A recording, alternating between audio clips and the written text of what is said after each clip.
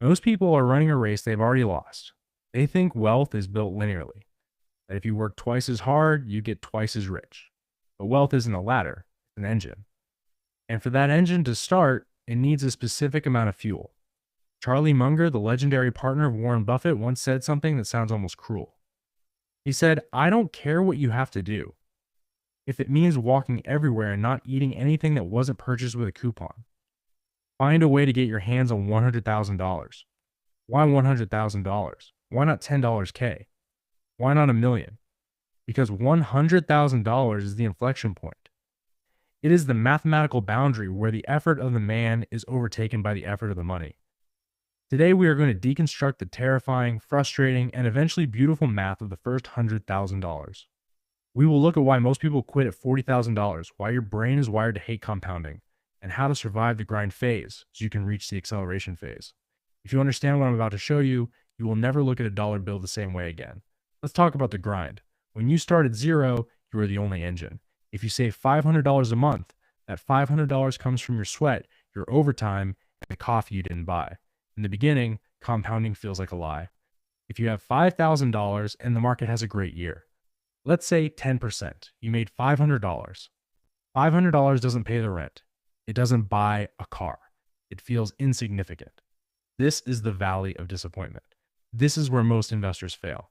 They see the $500 gain, look at the effort it took to save the $5,000 and think, this isn't working.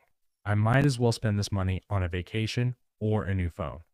But here is the secret. In the first $100 K, your savings rate is far more important than your investment return. Scenario A, you have $10,000 and get a 20% return. You made $2,000. Scenario B, you have $10,000, get a 5% return, but you worked a side hustle and saved an extra $5,000. You now have $15,500. In early stages, you cannot invest your way to wealth. You have to save your way to the starting line. The $100 K mark is that starting line. Let's look at the crossover. Assume you save $10,000 a year from your job. When you have $0, your money contributes $0 to your net worth. You contribute 100%. Now look at what happens when you hit $100,000. The S&P 500 has historically averaged around 10% per year. 10% of $100,000 is $10,000. Your portfolio just earned as much as you saved all year. You are no longer working alone. You now have a twin. A digital version of yourself that works 24 hours a day, 365 days a year without a lunch break. From $100,000 onward, your money starts carrying real weight. This is the crossover point. This is why $100 K matters so much. Now let's talk about speed. There is something called the rule of 72. Divide 72 by your return rate, and that tells you how long it takes to double your money. At 10%, your money doubles roughly every 7 years. The first $100,000 might take years of discipline, but the next $100,000 often comes faster, then faster again. This is velocity. In the beginning, you are pushing a car up a hill. It is heavy. It is slow. If you let go, it rolls back down. But $100,000 is the peak of that hill. Once you push it over, gravity takes over. Your job is no longer to push. Your job is to not stand in front of it. The biggest mistake people make at $100 K is the upgrade. They see 6 figures and feel rich. They buy the car. They upgrade the apartment. But $100,000 is not wealth. It is a seed. If you eat the seed, you lose the forest. If you keep it invested for decades, it can grow into something far beyond what your effort alone could create. There is also a psychological shift at $100,000. When you have nothing, you are dependent on every paycheck. You tolerate things you shouldn't. You make decisions from fear. When you have $100,000 invested, the fear starts to melt. You gain options. You gain leverage. You gain time. You stop reacting emotionally to market drops. A 20% decline stops feeling like disaster and starts feeling like opportunity. You stop being a gambler. You start being an owner. So how do you reach your first $100 K? Lower your baseline. Live below your means. Maximize the gap between what you earn and what you spend. Increase your value. You can only cut expenses so much, but your income potential can grow dramatically if you build skills. Automate the engine. Set up automatic investments so discipline becomes default behavior. Ignore the noise.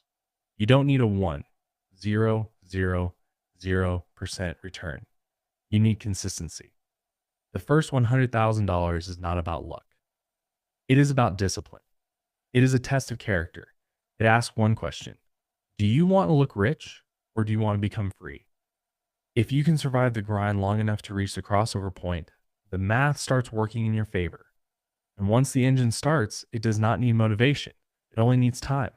I'll see you at the finish line. Most people don't fail at zero. They fail at $30,000 to $40,000. Why? Because this is the most dangerous zone.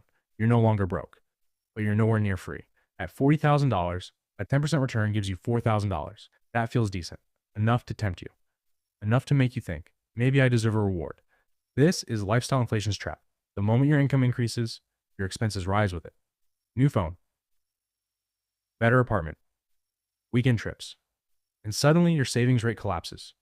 This is the silent killer of the first $100K. Not bad investments. Not market crashes. But upgrades. Your brain was not designed to understand compounding. It evolved to survive danger. Not exponential math. If I offer you $1 million today, or a penny that doubles every day for 30 days, most people choose the million. But that penny becomes over $5 million. That is compounding. The problem? For the first 20 days, it looks like nothing is happening, and humans hate delayed rewards. We quit right before the explosion. The market rewards patience. But your brain rewards instant gratification. Reaching $100K is not about intelligence. It is about outlasting your own psychology. Now let's talk about the hidden multiplier, time. Two people. Person A starts investing at 22. Person B starts at 32. Both invest $10,000 per year. Both earn 10%. By age 60, person A doesn't just have more money. They have dramatically more. Because the first decade wasn't about money. It was about time. Time compounds quietly.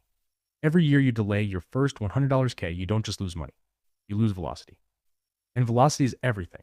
There is also a dark side. 3 things can destroy your engine after $100K. Panic selling during crashes. Chasing hype and speculative bubbles. Ego. When your portfolio hits 6 figures, your confidence rises. But confidence without discipline becomes arrogance. The goal is not to get rich fast. The goal is to stay invested long enough for compounding to finish the job. The first $100,000 is not about money. It is a character test. It asks, can you delay pleasure? Can you ignore noise? Can you outwork your impulses? Because once the engine starts, it does not ask you to push again. It only asks you not to quit.